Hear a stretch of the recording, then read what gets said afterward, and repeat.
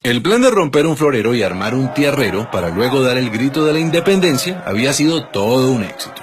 Pero la corona española no se iba a quedar así. Cuando Napoleón fracasó en su campaña y Fernando VII recuperó el trono de España, lo primero que hizo fue enviar a Pablo Morillo y al virrey Juan de Sámano a reconquistar América. Mientras tanto, los criollos no se ponían de acuerdo en cómo organizar la primera república. Había realistas y patriotas, y a su vez los patriotas se dividían entre centralistas y federalistas, y en medio de esa discordia llegó el contraataque español. Durante la reconquista murieron grandes personajes y los patriotas que sobrevivieron se fueron a resistir al Casanare, y también al mismo Casanare llegó Simón Bolívar. Su lucha por la independencia ya llevaba años. De hecho, él estaba en Londres en una misión diplomática cuando ocurrió el grito de independencia de 1810. Y fue en 1819 que unió fuerzas con Santander a liberar la Nueva Granada. Y sí, el 11 de junio, en medio del invierno y después de atravesar el vasto llano, Bolívar y Santander se reunieron en Tame, a orillas de la Cordillera Oriental. La idea era simple: formar un solo ejército patriota con más de 2.500 almas y atacar al poderoso ejército realista al mando del general José María Barreiro.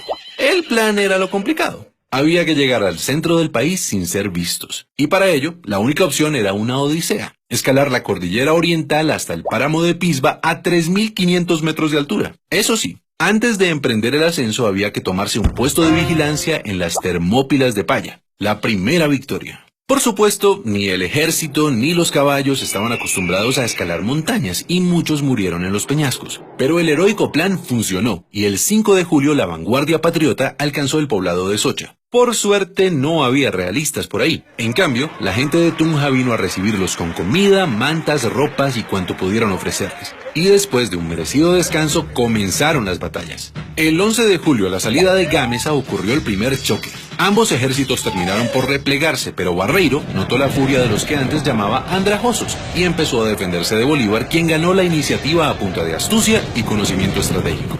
Los patriotas avanzaron en Tasco, Beteitiva y Serinza. Cuando Barreiro vio que llegaban patriotas por el valle de Duitama, se sintió rodeado y el 17 de julio abandonó su cuartel en Tópaga para ir a pertrecharse en Paipa y tratar de prender alarmas en Santa Fe. La iniciativa estaba del lado de los patriotas, y en la madrugada del 25 de julio, un día después del cumpleaños de Bolívar, el ejército patriota decidió lanzar el siguiente ataque.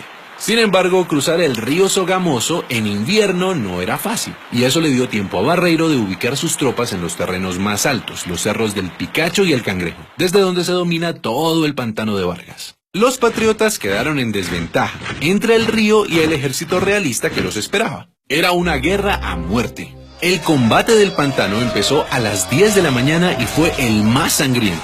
La infantería patriota con Santander al mando trató de tomarse el cerro del Picacho 4 veces, pero siempre debía retroceder hasta la quebrada de Varguitas.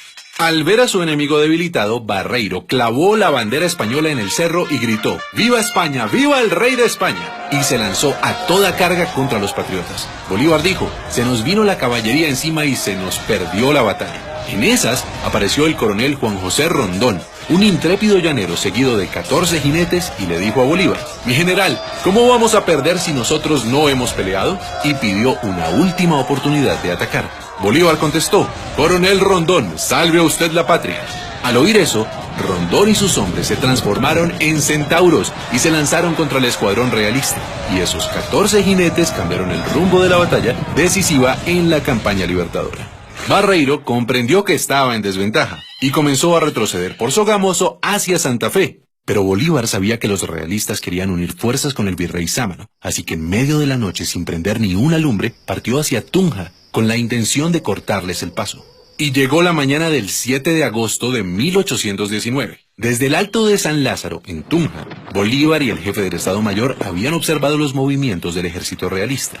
Bolívar se adelantó hasta el puente de Boyacá. Gracias a eso logró ubicarse mejor y esta vez dividió en dos a los realistas, que habían dejado una brecha entre el grueso del ejército y la vanguardia. A las 2 de la tarde, el desprevenido jefe de la vanguardia realista pensó que era un buen momento para almorzar, cuando por su espalda vio llegar a los primeros jinetes patriotas. Al principio creyó que era solo un puñado y quiso perseguirlos, pero pronto quedó asombrado. Entre la niebla vio aparecer la tropa patriota en formación de combate.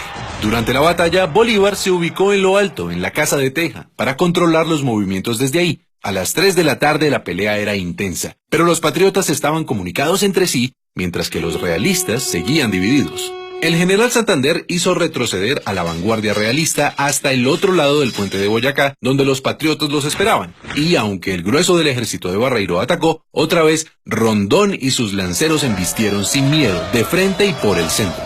La victoria fue rápida y contundente. Barreiro fue arrestado y el ejército realista se dio por vencido. Así, a las 4 de la tarde del 7 de agosto de 1819 terminó la batalla, y con ella una travesía que abrió las puertas a la independencia de todo un continente.